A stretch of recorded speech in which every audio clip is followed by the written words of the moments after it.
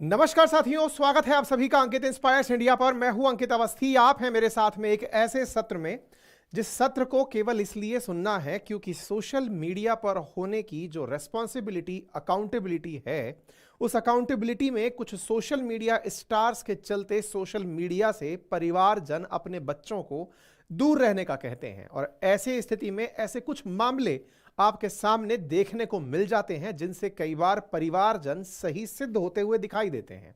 हाल ही में जिस मामले का मैं जिक्र कर रहा हूं उसमें जिक्र है एल्विश यादव का।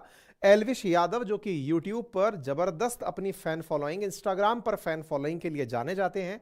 साथ ही साथ हाल ही में बिग बॉस के ओटीटी प्लेटफॉर्म पर विनर बनकर आए हैं। ऐसी स्थिति में इनका एक विवाद, जिस पर हमने भी सोशल मीडिया ट्विटर पर आप लोगों के सामने जानकारी की थी, जिसमें जानकारी साझा की थी, जिसमें ये एक और अन्य इन्फ्लुएंसर के साथ मारधाड़ करते हुए दिखाई दिए थे। लेकिन मारधाड़ के बाद हाल ही में इन्हें पुलिस के साथ कस्टडी में जाते हुए देखा गया है। सुर्खियां हैं कि इन्हें 14 दिन की हिरासत में भेज दिया गया है। आप सभी प्रमुख न्यूज चैनल्स की हेडलाइंस में आप देख सकते हैं कि YouTuber Elvish Yadav arrested in snake venom at rave case, sent to 14 days custody. ये क्या है पूरी कहानी, विस्तार से समझेंगे। जो नहीं जानते कौन है एल्विश यादव, कोई बहुत ज्यादा बड़ी जानकारी छूट नहीं गई है, लेकिन फिलहाल यह सेशन उन सभी के लिए है जो समटाइम्स सोशल मीडिया इन्फ्लुएंसर्स पर अपना प्यार इसलिए बरसाते हैं कि या तो वो किसी एक पार्टी विशेष के समर्थक हैं, या वो किसी जाति विशेष के समर्थक हैं, या किसी वो क्षेत्र विशेष के समर्थक हैं। आपका समर्थन उनके काम पर है, एंटरटेनमेंट पर है, उनकी लाइफ पर नहीं है। और जब कोई सोशल मीडिया पर प्रसिद्ध व्यक्ति, आप उसे अगर फॉलो करने लगते हैं, इसका मतलब यह नहीं है कि आप उसे जीवन में एज इट इज अपना लें। आपको हम जैसे सोशल मीडिया पर प्रेजेंट लोगों के काम पसंद आते हैं। व्यक्तित्व पसंद आना नहीं आना यह तब तक नहीं कहा जा सकता जब तक आप हमारे जीवन में हमारे साथ समय ना बिताएं। इसीलिए आज का यह सेशन सोशल मीडिया पर जिम्मेदारी तय करने के लिए और आप सबसे यह बात संवाद के रूप में स्थापित करने के लिए, क्योंकि जब मैंने ट्विटर पर सबसे पहले यह खबर कवर की थी तो बहुत सारे लोगों ने तमाम प्रकार से अपने अपने मन के भड़ास आकर के सोशल मीडिया पर निकाले थे। मुझे पर्सनली कोट करके लोगों ने बहुत जबरदस्त तरीके से अपने अपनी दिल की व्यथाएं, गुबार, अंदर भरा हुआ जहर ट्विटर पर निकालने के लिए लोग पधारे थे। ऐसी स्थिति में आज का यह सेशन उन सभी को समर्पित है जो कानून को अपने से छोटा मानते हैं, अपनी जाति, अपने धर्म, अपनी राजनीतिक पार्टी और अपने विचारों को इन सब से ऊपर मानते हैं। कृपया करके आज के सेशन को जिम्मेदारी तय करने वाले सेशन के रूप में सुने। जो नहीं जानते, चलिए शुरू से शुरू करते हैं। ये जो व्यक्ति आपको फिलहाल दिखाई दे रहे हैं, social media, YouTube, Instagram, Twitter, जहां जहां सोशल मीडिया से लोग कनेक्ट करते हैं वहां इनकी बेहतरीन फॉलोइंग है। फैन फॉलोइंग है क्योंकि ये बहुत अच्छे से एंटरटेन करते हैं। गुरुग्राम के वजीराबाद गांव के ये रहने वाले हैं। दिल्ली के हंसराज कॉलेज से इन्होंने बीकॉम की पढ़ाई की है। पिताजी टीचर हैं, मां हाउस मेकर हैं। 25 साल के एल्विश पॉपुलर यूट्यूबर हैं और 2016 से वीडियो बना रहे हैं। इनका जन्म 14 सितंबर 1997 में हुआ। बचपन का नाम सिद्धार्थ यादव है, बाद में इन्होंने नाम बदल करके एल्विश यादव रख लिया। भारत में जिस समय यूट्यूब का क्रेज था तो हरियाणा से अमित भड़ाना और मुंबई से आशीष चंचलानी जैसे यूट्यूबर्स से आप प्रभावित हुए और प्रभावित होकर के अपना यूट्यूब चैनल बनाया, जिसका शुरुआती नाम द सोशल फैक्ट्री रखा, जो कि बाद में इन्होंने रीब्रांड करके एल्विश यादव के नाम से प्रसारित कर दिया। वर्तमान में एल्विश यादव के यूट्यूब पर 15 मिलियन फॉलोअर्स हैं और इनके द्वारा मनोरंजन के लिए कई प्रकार की शॉर्ट फिल्में बनाई जाती हैं, जिन्हें आप यहां पर इमेज के माध्यम से देख सकते हैं। इनके द्वारा अपने ही लाइफ को देखते हुए एक व्लॉगिंग चैनल भी लॉन्च किया गया, जिस पर 7.82 मिलियन फॉलोअर्स हैं, सब्सक्राइबर्स हैं। साथ ही साथ इन्होंने गेमिंग के लिए भी अपने कई यूट्यूब चैनल्स और व्लॉग के लिए यूट्यूब चैनल लॉन्च किए हुए हैं। आप इंस्टाग्राम पर 16.2 मिलियन फॉलोअर्स के साथ इंस्टाग्राम पर भी काफी बड़ी इन्फ्लुएंशियल शख्सियत के रूप में जाने जाते हैं। इस प्रकार से इनके कुछ और भी चैनल्स हैं जिनमें इनके द्वारा एल्विश यादव फाउंडेशन चलाया जाता है, जिसके अंदर ये अपने द्वारा फिलैंथ्रोपिक एक्टिविटीज करते हुए दिखाई देते हैं। चर्चा में आए जब Elvish Yadav social media platform से निकलकर बिग बॉस, जो कि ओटीटी प्लेटफॉर्म्स के लिए ही बनाया गया था, उसमें विनर बनकर आए। वाइल्ड कार्ड एंट्री पाए थे और 22 सितंबर 2023 को बिग बॉस के विनर बनकर आए। इनके विनर बनते ही इनकी सुर्खियों में और ज्यादा तरक्की हुई। ये जहां तहां सुर्खियां पाने लगे और सुर्खियों में इनकी कुछ तस्वीरें बहुत ज्यादा विख्यात हुई, जिनमें हरियाणा के मुख्यमंत्री के साथ तस्वीरें, स्मृति ईरानी जी के साथ तस्वीरें, निर्मला सीतारमण जी के साथ तस्वीरें सामान्य सी बात थी। लेकिन इन्होंने एक कदम और आगे बढ़ाते हुए हरियाणा के सीएम मनोहर लाल खट्टर के साथ मंच साझा किया, जिसमें हजारों की भीड़ के सामने आप अपनी शक्ति का प्रदर्शन, अपनी फैन फॉलोइंग का प्रदर्शन सीएम की प्रेजेंस में करते हुए दिखाई दिए। इसके चलते हरियाणा के सीएम को भी, जो कि फिलहाल अपने पद पर नहीं है, इन्हें लोकसभा का टिकट मिल गया है, लोग इन्हें भी जबरदस्त तरीके से ट्रोल कर रहे हैं। हरियाणा के सीएम के द्वारा मंच पर एक सोशल मीडिया इन्फ्लुएंसर के साथ में मंच साझा करना और उनके द्वारा इनके प्रभाव में यह कहना कि एल्विस जैसे लोग जहर के लिए या फिर नशे के लिए, नशे के खिलाफ आकर खड़े हुए हैं, अगर ऐसा करते हैं लोग तो इन्हें फॉलो करके और भी लोग ऐसे ही नशा मुक्ति अभियान से जुड़ेंगे। असल मायने में मनोहर लाल खट्टर जी ने इनके साथ मंच साझा इसलिए किया था क्योंकि एल्विस यादव ने मनोहर लाल सरकार के द्वारा जो नशा मुक्ति के लिए साइक्लाथॉन यानी साइकिल की प्रतियोगिता रखी थी, उसमें भी एक्टिवली पार्टिसिपेट किए थे। सोशल मीडिया पर इनकी गजब की फैन फॉलोइंग थी। मुख्यमंत्री जी को लगा कि इनके माध्यम से उनका संदेश नशा मुक्ति का लोगों तक बहुत आसानी से पहुंच सकेगा, इसलिए इन्होंने इनके साथ मंच साझा किया और एक अच्छे कॉज के लिए कि इनके साथ में बहुत से लोगों तक नशा ना करें, इस बात का मैसेज पहुंच सकेगा। लेकिन हुआ आज के केस में यह है कि एल्विस यादव खुद नशा करने, नशा बेचने के कारण 14 दिन की न्यायिक हिरासत में है। इसके चलते हुए कई बार राजनेताओं की राजनीतिक सूझबूझ पर और उनके निर्णय पर लोग सवाल खड़े करने लगते हैं। ऐसा ही हुआ जब हाल ही में सौरभ द्विवेदी जी द्वारा लल्लन टॉप के जमघट कार्यक्रम में मुख्यमंत्री जी से इस विषय पर सवाल किया गया कि आपने जिनको मंच से आशीर्वाद दिया वो एल्विस यादव हाल ही के अंदर इस मतलब नशीले पदार्थ के सेवन के कारण, नशीले पदार्थ की सेल्स के कारण फिलहाल पुलिस के अंदर गिरफ्तार किए गए हैं। इन्होंने अपने जानकारी में कहा कि उन पर इस प्रकार के मुकदमे हैं। तो सीएम साहब ने अपने बचाव में कहा कि हम लोग जब भी किसी पर्सनैलिटी से मिलते हैं या व्यक्ति से मिलते हैं तो उसके सकारात्मक पक्ष ही हमें उनकी ब्रीफिंग के बारे में बताए जाते हैं, और संभवतया राजनेताओं के साथ बहुत ही कम समय में किसी व्यक्ति को जज कर पाना संभव नहीं होता। उन्हें जो ब्रीफ करके उनकी टीम बताती है वो उसी क्रोनोलॉजी में आगे बढ़ रहे होते हैं। इन्होंने कहा कि 15 मिनट की मीटिंग में कोई किसी व्यक्ति के बारे में क्या जान सकता है। मैं शुरुआत में उनके बारे में ज्यादा नहीं जान पाया। अगर मुख्यमंत्री ने कहा कि यदि एल्विस यादव नशीले पदार्थ का सेवन करते हैं या फिर उनका किसी प्रकार का उपयोग करते हैं तो यह गलत है। मुख्यमंत्री ने ऐसा कहते हुए अपना बयान दे दिया है। फिलहाल के लिए आज मुद्दा है एल्विस यादव के स्नेक वीनम केस का, यानी कि सांप के जहर को नशे के पदार्थ के रूप में उपयोग करने और बेचने के केस का। यह मामला आफ्टर ऑल कहां से शुरू हुआ, कैसे शुरू हुआ, सारी बातें आज के सेशन में बताएंगे, क्योंकि ultimately Elvis Yadav snake venom case में गिरफ्तार हो चुके हैं। यह सारी जानकारी मैं फिर से आपको बता दूं कि आपको केवल इसलिए साझा की जा रही है कि हो सकता है कि आप में से कुछ लोग मुझे भी बहुत सारे तरीके से सही मानते हो सकता है उन्हें लगता हो कि सर का ये वक्तव्य है, ये ऐसा सोचते हैं, ये सही हो सकता है। नहीं, पर जिम्मेदारी पूर्वक आपको मैं ये बताना चाहूंगा कि आपको हमारा काम पसंद है, काम के साथ साथ व्यक्तित्व की कुछ अच्छाइयां पसंद हो सकती हैं।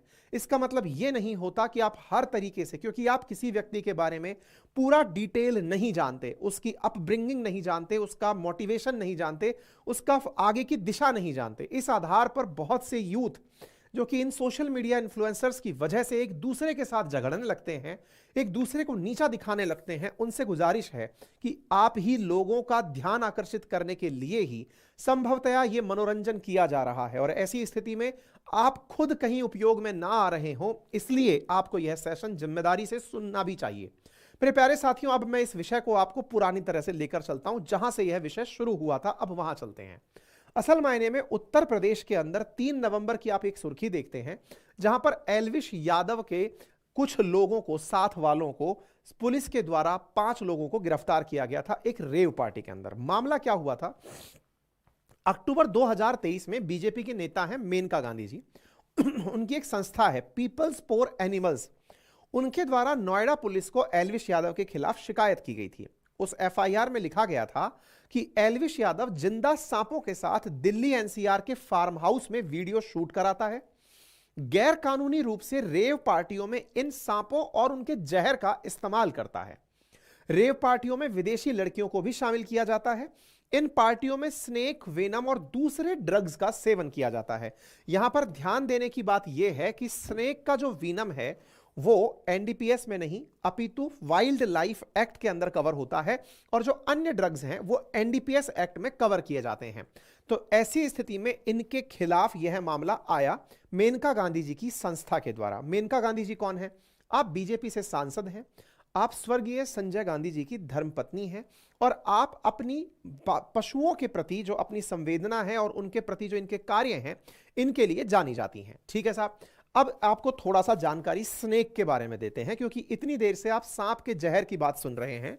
मन में एक बड़ा सवाल बना होगा कि सांप का जहर किस प्रकार से नशे में यूज आ सकता है। स्नेक विनम तो लोगों को मारने के काम में आता है, लोग मरते हैं सांप के जहर से। अब ये क्या कहानी है, तो ध्यान से सुनिए। देखिए, जो सांप है ना, उनकी बहुत सी प्रजातियां ऐसी हैं जो जहरीली होती हैं, क्योंकि सांप के पास स्नेक विनम की एक ग्लैंड होती है, एक ग्रंथि होती है। जब वो अपने ऊपर किसी प्रकार का खतरा पाता है तो अपने दांतों से डंक करते समय वो साथ में वहां से अपने वीनम की जो ग्लैंड्स हैं वहां से व्यक्ति के शरीर में जहर छोड़ देता है। स्नेक वीनम हाईली टॉक्सिक माना जाता है, क्योंकि इसका जो सलाइवा है उसमें जूटॉक्सिन्स पाए जाते हैं जो कि इमोबिलाइजेशन और डाइजेशन ऑफ प्रे के काम में आते हैं। मान लीजिए कोई सांप किसी का अगर निशाना करना चाहता है, उसे खाना चाहता है, तो उसे घायल करने के लिए, उसे पचाने के लिए वो जहर का इस्तेमाल करके उसका शिकार करते हैं। ठीक है, अब ऐसी स्थिति में सांप तो इसका उपयोग इसलिए करते हैं ताकि कोई उन पर किसी प्रकार की आपत्ति ना आए, उनको कोई मुसीबत ना आए। खुद की सेल्फ डिफेंस में सांप जहर छोड़ता है, लेकिन लोगों ने इसके इसी जहर का खुद के नशे के रूप में, कि अगर यह जहर छोड़ता है जिससे दिमाग में एक प्रकार की सुस्ती आती है, फटीग आती है, आदमी खो जाता है, उस जहर का उपयोग करते समय इसका नशे के रूप में सेवन लोगों के द्वारा शुरू कर दिया गया।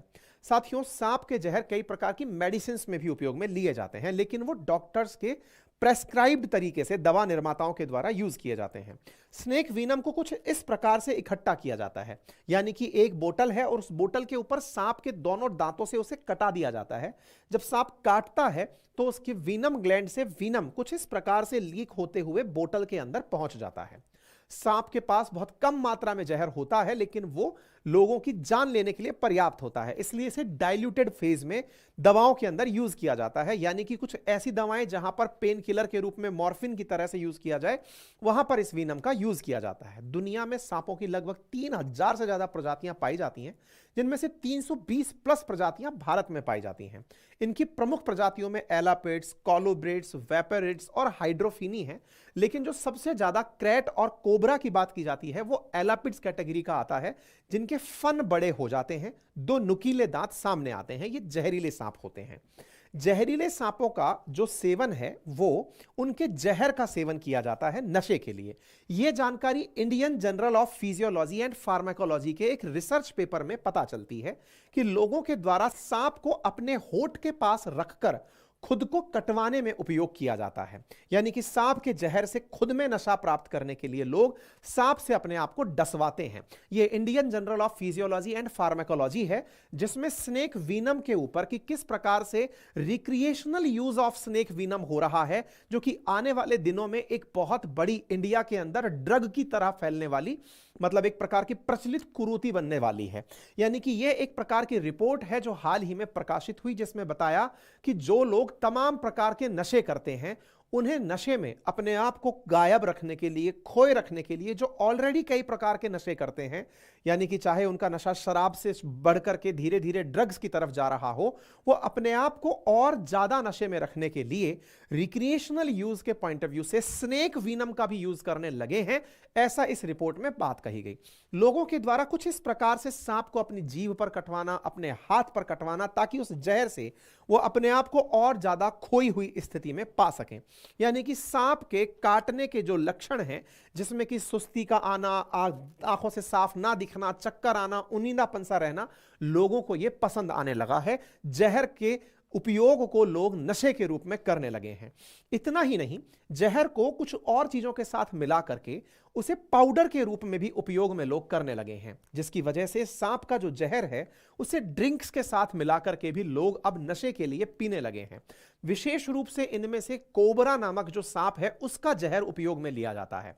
नार्कोटिक्स के अफसर बताते हैं कि इसका कुछ घंटे से लेकर पूरे दिन तक नशा रह सकता है, डिपेंड करता है कि किस व्यक्ति ने कितनी मात्रा में जहर का इस्तेमाल किया है। अब चर्चा करते हैं उस एफआईआर की जो कि नवंबर 2020 में आई थी। नवंबर 2023 में जो इनके ऊपर एफआईआर दर्ज हुई थी उनमें वन्य जीव अधिनियम की इन धाराओं का जिक्र था। जब शुरुआती रूप में नोएडा के अंदर एफआईआर दर्ज कराई गई थी तो उसमें शुरुआती 5 व्यक्ति वो थे जो सप्लायर थे, लेकिन इन सप्लायर्स को ध्यान में रखते हुए एक और व्यक्ति का नाम यहां आया था, that is Elvish Yadav, YouTuber.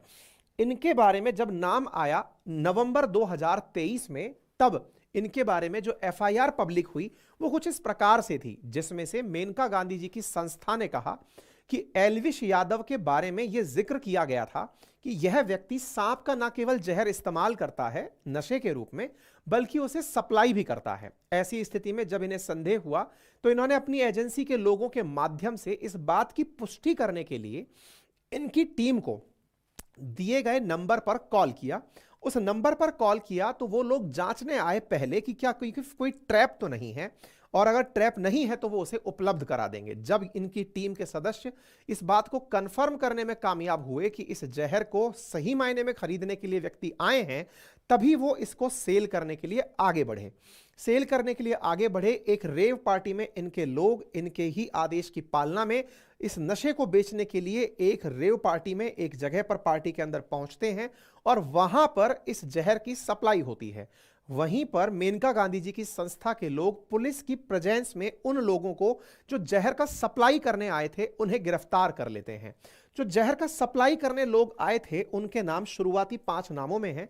उस जहर को तत्काल प्रभाव से जब्त कर लिया जाता है और जब्त करके उसे फॉरेंसिक जांच के लिए राजस्थान की लेबोरेटरी जो जयपुर में है, फॉरेंसिक लेबोरेटरी, वहां भेज दिया जाता है।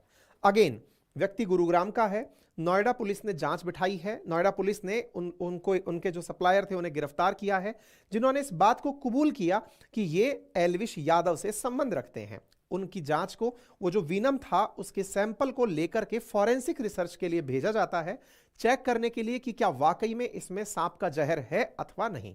ठीक है, अब आगे की बातें। जब यह घटना होती है तो पुलिस के द्वारा 3 नवंबर को ही शुरुआती जो लोग थे उन्हें गिरफ्तार किया गया और मेनका गांधी जी के द्वारा बाहर आकर के इस विषय पर जिक्र किया गया।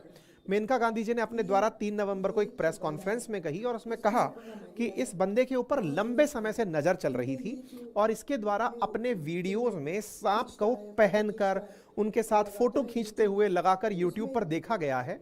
तो ऐसी स्थिति में डाउट था कि ये स्नेक का जहर उपयोग में लेता है। ऐसी स्थिति में इन्होंने इस बात को ध्यान में रखते हुए पूरा एक ट्रैप बिछवाकर इसकी गिरफ्तारी का प्लान किया। अब जब इनके द्वारा ये सारा प्रयास आया तो ऐसी स्थिति में जिस फोटो का जिक्र हुआ वो निकल कर आई। वो ये फोटो है जिसमें कि एल्विश यादव एक सांप के साथ दिखाई दे रहे हैं और वो अपने साथ इस सांप को लेकर हाथ में पकड़कर गले में डालते हुए दिखाई दे रहे हैं। जिस फोटो का जिक्र किया गया है, जिस वीडियो का जिक्र किया गया है, उसमें एल्विश यादव का कहना है कि यह एक फिल्म की शूट का है, एक गाने की शूटिंग का है और गाने की शूटिंग के समय उन्होंने ऐसा किया है। और निश्चित ही भारत में बहुत सी जगह ऐसे देखा गया है कि वहां पर सांप का खेल दिखाने वाले लोग सांप को फोटो खिंचाने के लिए, अगर आप कभी किसी हिल स्टेशन पर जाएं, शिमला, नैनीताल, मनाली साइड में जब कभी जाते हैं तो वहां पर कुछ लोग ऐसे मिलते थे पहले, अब तो पता नहीं, मैं काफी टाइम से नहीं देखा हूं। वहां पर कुछ लोग ऐसे मिलते थे जो जहर जिनके निकल चुके सांप हैं उन्हें लेकर आते थे और कहते थे कि गले में डाल लो सांप, कि ये सांप काटता नहीं है। इस तरह से लोग तस्वीरें खिंचवाते थे। तो इन्होंने कहा कि ये केवल एक फोटोग्राफिक वो था और उसका कोई भी महत्व नहीं था। इस बात पर ये बाहर आए और इन्होंने उसी नवंबर 2023 को अपनी तरफ से बात रखते हुए कहा कि मेरे खिलाफ एक साजिश की जा रही है, मैं पूरी तरह से नीट एंड क्लीन हूं, मैंने ऐसा कुछ भी नहीं किया है। एल्विश यादव ने अपनी तरफ से अपनी बातें अपने ट्वीट पर आकर के कही। इसी के साथ साथ इन्होंने बकायदा मेनका गांधी जी पर भी कहा कि आप माफी के लिए तैयार रहिएगा क्योंकि आपने मेरे ऊपर झूठे इल्जाम लगाए हैं, और ऐसा कहते हुए आपने मेनका गांधी जी को भी टैग करके इस बारे में बात कही थी। ठीक है, ये सब बातें उस नवंबर की चल रही हैं जब ये मुद्दा शुरुआत में उठा था। उसके बाद ये मुद्दा अचानक शांत हो गया था। अभी ये मुद्दा वापस सुर्खियों में क्यों आया है, हम उस तरफ बढ़ रहे हैं, ठीक है। I will not spare Maneka Gandhi, इन्होंने उस समय पर मेनका गांधी जी को नवंबर 5 में कहा था कि मैं आपको छोड़ूंगा नहीं, आपने मुझे जबरदस्ती झूठे इल्जाम में फंसाया है। यह घटना नवंबर 2023 की हो गई, ठीक है। मामला निकल गया। इसके बाद इन्होंने अपने व्लॉग्स के माध्यम से, सोशल मीडिया के माध्यम से अपना पक्ष लोगों के सामने रखते हुए कहा कि मैं निर्दोष हूं, मैंने कोई भी गलत काम नहीं किया है, मुझे केवल फंसाया जा रहा है और मुझे फंसाने के पीछे जो लोग हैं वो इसे गलत तरीके से पेश कर रहे हैं, मैंने ऐसा कुछ भी नहीं किया है।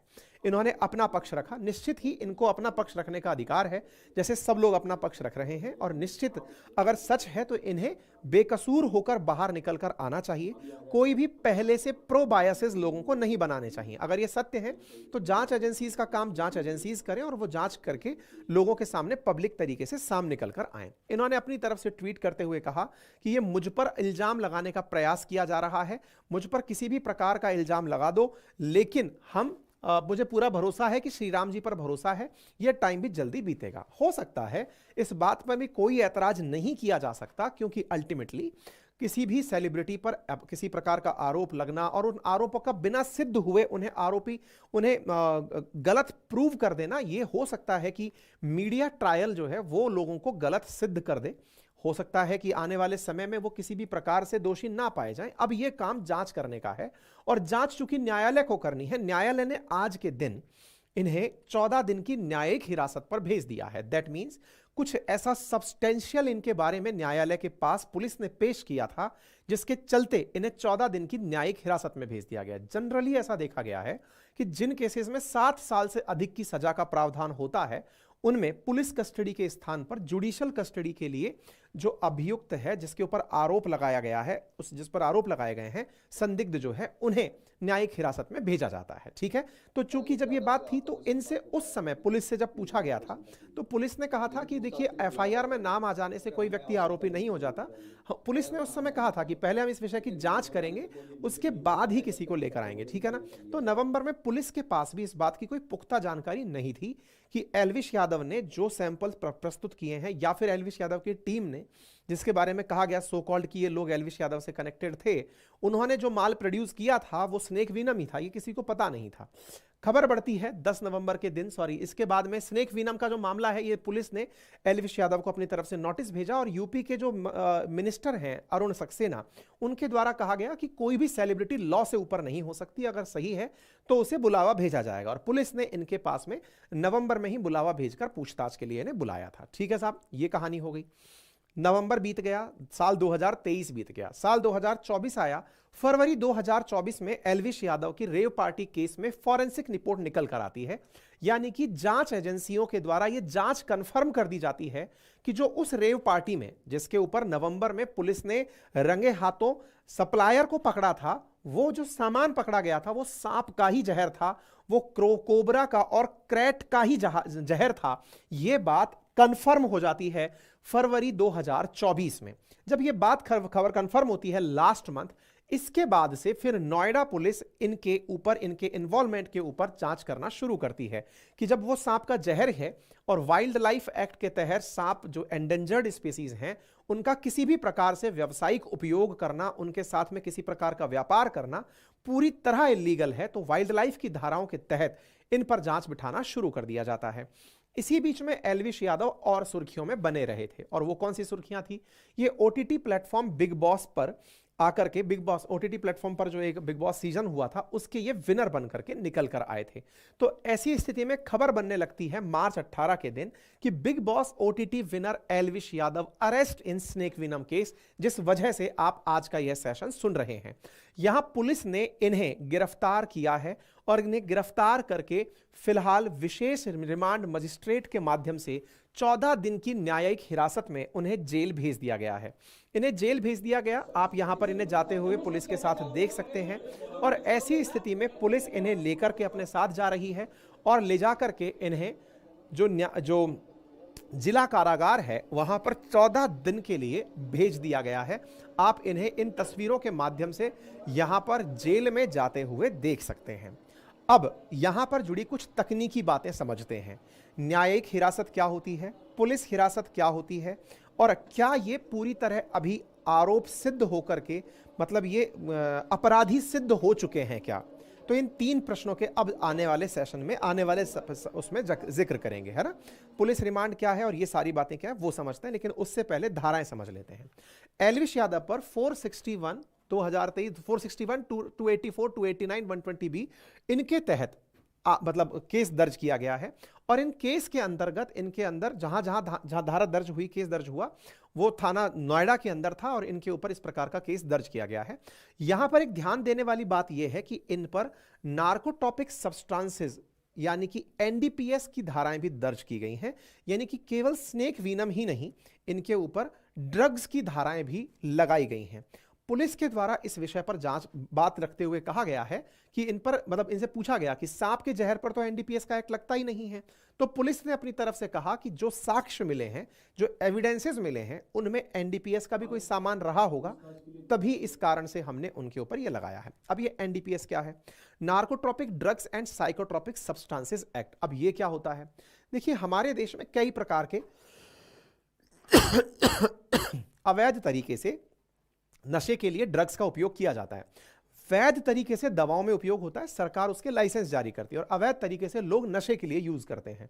तो ऐसी स्थिति में सरकार के द्वारा नशों को 3 भागों में, एनडीपीएस के अंतर्गत 3 भागों में बांटा हुआ है, 3 श्रेणियों में बांटा हुआ है। एक स्मॉल, एक कमर्शियल और एक कैटेगरी है स्मॉल से अधिक और कमर्शियल से कम।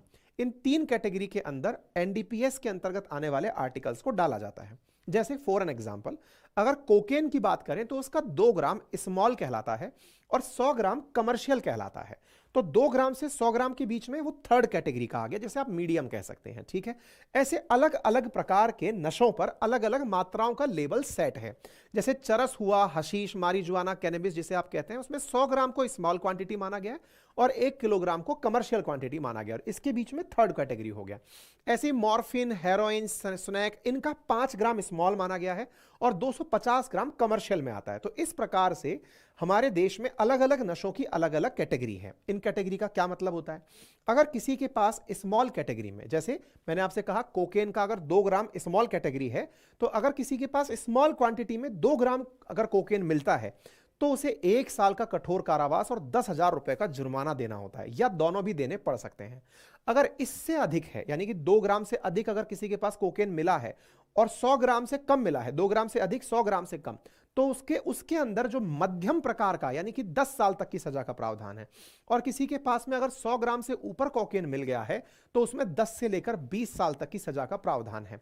देश में एनडीपीएस एक्ट को बहुत खतरनाक एक्ट माना जाता है, यानी कि ये वो एक्ट है जिसको मतलब एक्ट अगेंस्ट इंडिया माना जाता है, कि भाई ये देश के विरुद्ध प्रकार का एक्ट माना गया है। ठीक है, मतलब इसके तहत जो क्राइम किए गए हैं वो देश के विरुद्ध क्राइम कंसीडर किए जाते हैं। इतना भारी भरकम एनडीपीएस को माना जाता है। इन पर वाइल्ड लाइफ एक्ट और एनडीपीएस एक्ट दोनों की धाराएं लगी हैं। अब चलते हैं दूसरे प्रश्न की तरफ। प्रश्न है, जुडिशियल कस्टडी क्या होती है, पुलिस कस्टडी क्या होती है? जैसे मान लीजिए कि किसी व्यक्ति को मतलब आपने पुलिस में जाकर शिकायत की कि एक अपराध हुआ है, फला फला व्यक्ति ने उस जगह पर किसी के साथ मारपीट की है, तो पुलिस उस व्यक्ति को तत्काल प्रभाव से गिरफ्तार करके अपने पास लॉकअप में डाल देती है, जिसे आप पुलिस कस्टडी कहते हैं। इसलिए क्योंकि पुलिस ये बात तो जांच करेगी कि क्यों हुआ, कैसे हुआ, क्या इसी ने मारा, किसी ने मारा, लेकिन तत्काल प्रभाव से कोई और अनिष्ट घटना ना हो जाए, इसलिए उठाकर उसे पुलिस कस्टडी में डाल दिया जाता है। ये पुलिस की पहली कार्रवाई होती है। 24 घंटे के अंदर पुलिस को उस व्यक्ति को कोर्ट के सामने प्रोड्यूस करना होता है। जब कोर्ट उसको लेती है तो कोर्ट उस विषय पर कह सकती है कि अगर पुलिस चाहती है तो पुलिस अपने पास इसे रिमांड पर ले जा सकती है ताकि पूछताछ कर सके, या फिर पुलिस के पास ना भेजकर कोर्ट उस व्यक्ति को जिला कारागृह में भेज देती है, जिसे जुडिशियल कस्टडी कहते हैं। जुडिशियल कस्टडी जमानत तक का समय होता है कि आप अब इसको न्यायपालिका के आदेश के तहत वहां भेज दीजिए, और अगर पुलिस भविष्य में पूछताछ करना चाहेगी तो न्यायालय की परमिशन लेकर के ही, कोर्ट से परमिशन लेकर के ही जिला कारागृह से लेकर आएगी, या फिर वहीं जाकर पूछताछ करेगी। ये 2 प्रकार की बातें हो गई। तो पुलिस हिरासत और जुडिशियल कस्टडी, दोनों में पुलिस कस्टडी का मतलब होता है पुलिस का जो लॉकअप है उसमें व्यक्ति को रखना, और जो जुडिशियल कस्टडी है उसमें पुलिस व्यक्ति को गिरफ्तार करती है, न्यायपालिका के सामने प्रोड्यूस करती है, और जो जज है वो उन्हें जुडिशियल कस्टडी के तहत जेल भेजते हैं, जिसे आप प्रॉपर जेल कहते हैं। पुलिस का लॉकअप और जेल, जेल बोले तो कारागृह। ठीक है, तो यहां पर पुलिस कारागृह से मतलब इनको जुडिशियल कस्टडी में भेजा गया है, 15 दिन के लिए भेजा गया है। इसी बीच में एक सुर्खी और प्रकाशित होती है, टाइम्स ऑफ इंडिया पर आती है 6 घंटे पहले, और उसमें यह लिखा गया है कि एल्विश यादव ने अपने द्वारा स्नेक वीनम का अरेंज करना एडमिट कर लिया है, कि उन्होंने रेव पार्टी में स्नेक वीनम व्यवस्थित किया था, यानी मंगवाया था, अरेंज करवाया था लोगों के लिए, ये उन्होंने एडमिट कर दिया है। हालांकि इस विषय की पुष्टि, क्योंकि खुद एल्विश यादव तो अब न्यायिक हिरासत में जेल में है, तो उनकी तरफ से या तो उनके वकील करेंगे या फिर वो खुद जब वापस प्रोड्यूस होंगे तो करेंगे। फिलहाल के लिए यह सोशल मीडिया पर काफी तेजी से फैल रही है। केवल इतना ही स्नेक वीनम का मामला नहीं था, यह हाल ही में काफी सारे मामलों के कारण सुर्खियों में थे। हाल ही में जो मामले सुर्खियों में थे, उससे पहले भी इनका विवादों से गहरा नाता रहा है। इनके द्वारा पहले भी कई और मतलब जो यूट्यूबर्स हैं उनके साथ में भिड़ंत का मामला पहले भी रहा है, जिसमें से आशिका नाम की एक महिला यूट्यूबर थी, उनके ऊपर इन्होंने बॉडी शेमिंग की थी, उनके मोटापे को लेकर भद्दी टिप्पणियां की थी। ठीक इसी प्रकार से ओटीटी में जब ये थे तो इनके साथ अविनाश के साथ इनकी जमकर कुछ लड़ाई वगैरह हुई थी।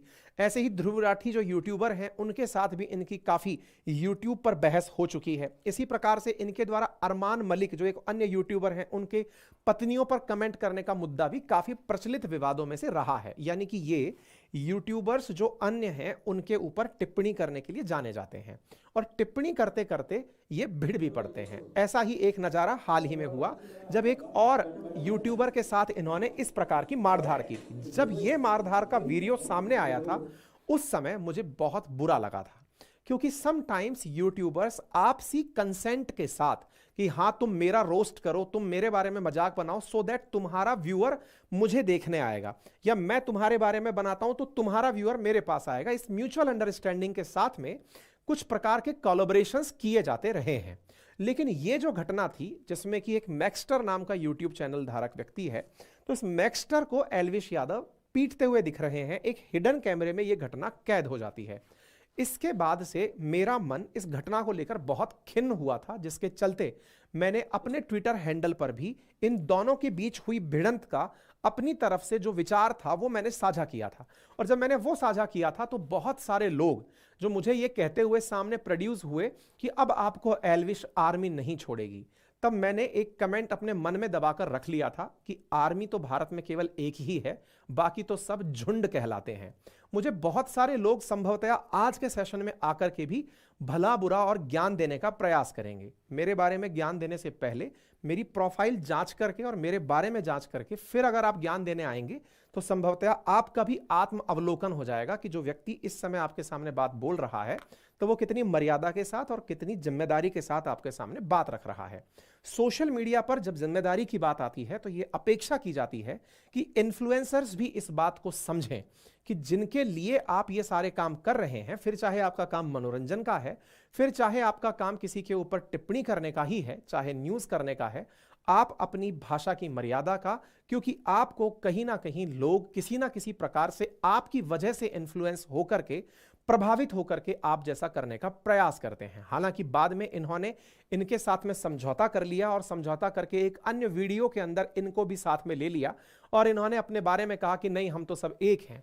ये चाहे जो भी था, लेकिन हम अपनी सोसाइटी के अंदर इन्फ्लुएंसर होने के नाम पर, प्रभावशाली व्यक्ति होने के नाम पर इस प्रकार का मैसेज तो बिल्कुल नहीं दे सकते। और यही कारण है कि मैंने अपने ट्विटर हैंडल पर भी आप लोगों के सामने ये जानकारी साझा की थी और आप जाकर के इसे सुन सकते हैं कि बहुत सारे लोग अपनी तरफ से बहुत बड़ी बड़ी टिप्पणी करने के लिए यहां पर चले आए थे।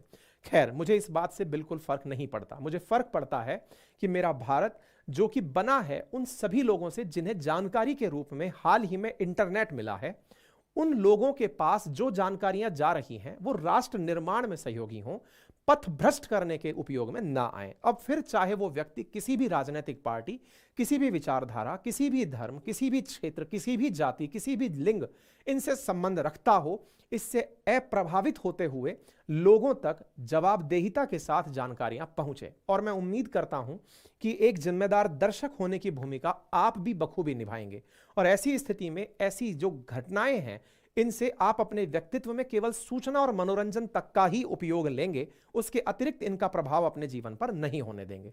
फिलहाल के लिए इतना ही। बाकी आप इस विषय पर क्या सोचते हैं, आप चाहें तो हमें अपने ट्विटर हैंडल पर बता सकते हैं या फिर आज के सेशन के कमेंट बॉक्स में भी बता सकते हैं। फिलहाल के लिए इतना ही। बाकी गुजारिश की जा सकती है और वो ये है कि यदि आप सेशन को देखते हुए यहां तक पहुंच गए हैं तो आप हमारी इस गुजारिश का हिस्सा बने कि आप हमारे चैनल को सब्सक्राइब कर लें। सब्सक्राइब करने का हमारा केवल इतना ही औचित्य है कि आप जब हमें सब्सक्राइब करते हैं तो आप तक ऐसी सूचनाएं पहुंचाना यूट्यूब की तरफ से फैसिलिटेट किया जाता है, जिसमें किसी भी प्रकार का कोई खर्च नहीं है। मात्र 0.19 सेकंड में आप तक चैनल सब्सक्राइब हो जाता है। हमारे रेगुलर लिसनर्स में से 40% के आसपास लिसनर्स ऐसे हैं जिन्होंने सब्सक्राइब नहीं किया हुआ है। जिन्होंने सब्सक्राइब कर लिया है उन्हें हृदय की असीम गहराइयों से धन्यवाद। वो वीडियो को अपने अन्य साथियों के साथ में साझा करें। चैनल पर नए हैं तो कमेंट भी छोड़ें और अपनी विषय की वस्तु के ऊपर जो जानकारी है वो लिखें। कुछ बातें विद्यार्थियों के लिए जो तैयारी कर रहे हैं ईओ आरओ परीक्षा की उत्तर प्रदेश के अंदर, यदि वो चाहते हैं कि हमारी टीम के साथ मिलकर के वो ईओ आरओ परीक्षा की तैयारी करें तो हमारे कोर्सेज 2499 रुपए में कंप्लीट हमारी टीम के द्वारा उपलब्ध हैं। आप उसे जाकर खरीद सकते हैं। खरीदने के लिए अपनी पाठशाला एप्लीकेशन को गूगल प्ले स्टोर से डाउनलोड करें। डाउनलोड करके अपना मोबाइल नंबर उसमें एनरोल करें। जैसे ही आप मोबाइल नंबर डालेंगे आपके पास एक व्हाट्सएप मैसेज प्राप्त होगा जिसमें जो लिंक दिया हुआ है वहां से आप अपनी फीस का पेमेंट करके हमारी टीम से बेहतरीन पढ़ाई का अनुभव लें, बेहतरीन कोर्स कंटेंट का लाभ लें। इसी प्रकार से हमारे अन्य यूट्यूब चैनल अपनी पाठशाला पीसीएस, अपनी पाठशाला वनडे एग्जाम्स, इनको भी सुविधा अनुसार सब्सक्राइब कर सकते हैं। आपका समय शुभ हो। धन्यवाद।